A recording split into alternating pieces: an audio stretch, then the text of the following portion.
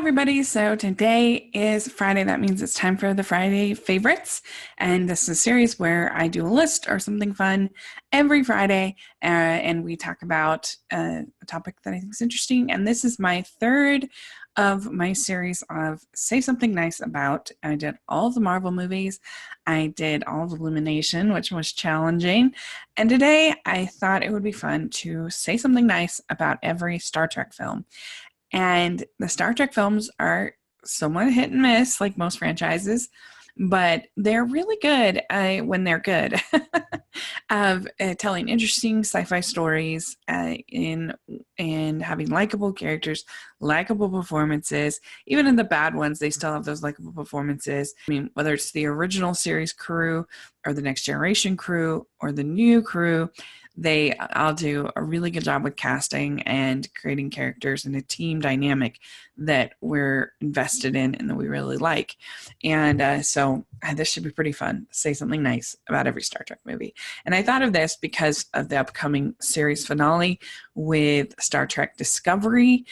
Tom and I, when everything sort of blew up in my life with everything, we're actually planning on doing the recap that weekend for the next two episodes, but then everything was just too crazy and I hadn't had any sleep.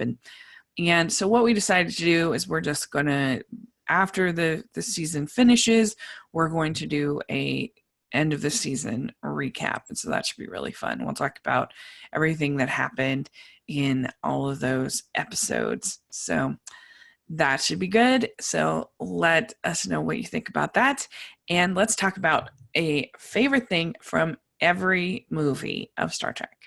So first movie is Star Trek: The Motion Picture. They spent all their money on beautiful cinematography, beautiful production design, and a great score by Jerry Goldsmith. So it's super boring, but it is really nice to look at. So Star Trek II, The Wrath of Khan, is next to come out in 1982. This, in my opinion, is one of the great sci-fi films ever made. It's so good, this dynamic between Kirk and Khan. Ricardo Montalban is so much fun playing Khan with the episode Space Seed, but you don't need to have seen the episode to understand what's going on. But it kind of adds flavor, which I think is a great way to do this kind of show to film adaptation. And I think it has really like gruesome elements to it. And there's some horror elements to it, particularly when that bug goes in Chekhov's ear. That's pretty gnarly. And I really like all of the actors that they have here. Obviously, you've got your original series actors, but Ricardo Montalban is just chewing it up and having a great time. And him and William Shatner have really good chemistry and dynamic off of each other. Well, also the sacrifice of Spock at the end is earned and it's emotional and it works for me. Star Trek III, The Search for Spock, I actually think it's a little bit underrated. I quite enjoyed it. And I know this series has long felt that the even ones were the good ones and the odd ones weren't. I actually prefer this over Star Trek IV, which I know is crazy talk. But I don't know. I really like the whole idea of the Genesis planet and Spock having to basically be kind of reborn. Some weird moments with Savik, played by Kirstie Alley, and what she kind of has to do to help Spock is strange. But I really like McCoy in this movie. I think DeForest Kelley does a really good job with those scenes in that role. And you get nice moments for Chekhov, for Uhura in this one. Nichelle Nichols is so strong. So I really enjoy it. I think it's interesting and it's a pretty good sci-fi movie. Christopher Lloyd is not the greatest villain, but he's having fun. So I don't hate him. So I enjoy this one more than most. Let's put it that way. Okay, then we have Star Trek IV, The Voyage Home. This was in 1986, so 2 years later. And this one is really funny and it's really family friendly. There's this probe that in the future is sending out this signal. Nobody can figure out what it's trying to do. It's starting to destroy the Earth and destroy the different planets and everything, creating this storm. And it turns out that it's this distress call, and they figure out that it's actually a whale. And so they develop this plan that they're going to go back in time to the 1980s, and they're going to get some whales and before they're extinct, because the humpback whale in the story goes extinct. So they have to go back to 1985, and then they're going to steal the whales. And the person running the whales, the aquarium, is Mrs. Camden from Catherine Hicks from Seventh Heaven, is in this, and she's a marine biologist or whatever, and she gets to know Kirk, and they have a pretty fun dynamic. And there's some really funny fish out of water scenes, particularly with Spock. There's a great scene with him on like a train or a bus, I can't remember, but his interaction with this hard rocker type is pretty funny. Okay, then we have Star Trek V, The Final Frontier. This is one directed by William Shatner. It's pretty bad. The production design is terrible. It's kind of a similar situation of Superman 4. They just didn't have the budget to do what they wanted to do. They had to cut a lot of things out, change things all around, and while they were shooting, because of the budget, and it's not a very good movie.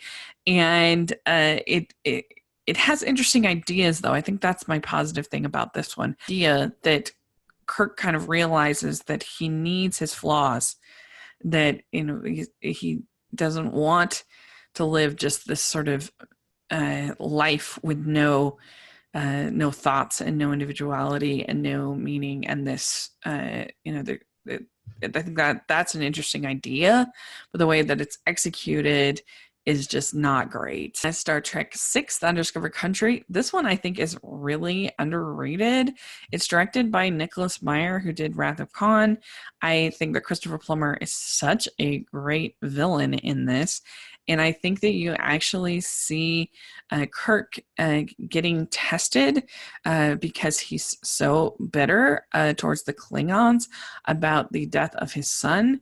And when he's sort of called out, are you a racist? Are you prejudiced against the Klingon? And it's not an easy answer actually for him. And I think that the whole trial thing works really well, and how they pay homage to kind of Shakespeare at some points.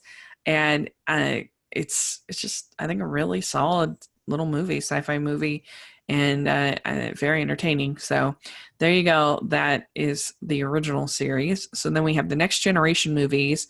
Star Trek Generation. It is really fun having Picard and Kirk in the same movie. Unfortunately, the rest of the movie I don't think is great, but especially the action is not up to par. It feels kind of like a longer version of the TV show, and it feels like they're kind of resting a little bit on that gimmick, but nevertheless, it is super fun to have the two of them together in a movie.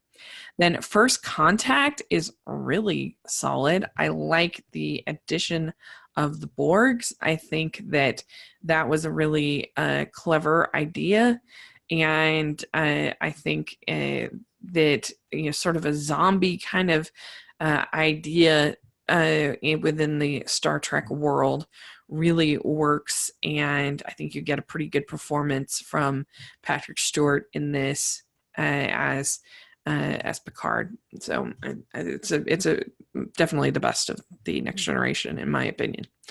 Then we have Insurrection. Insurrection is pretty forgettable. The thing I like about this movie is this whole idea of this planet that has these rejuvenating effects.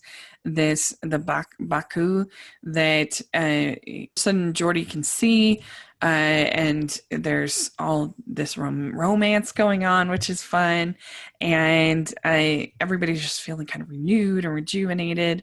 But the problem is that there's a cost to be paid for that rejuvenation, and sort of this dynamic between the Baku and the Sona, who are using like plastic surgery, that thing going. And so you have this divide between these two people and the back and forth. I like Donna Murphy in this. It's kind of fun to see Mother Gothel in another role. We have Star Trek Nemesis, and this one has an interesting idea at the core of this idea of Picard being cloned and his clone becoming sort of the evil version of him.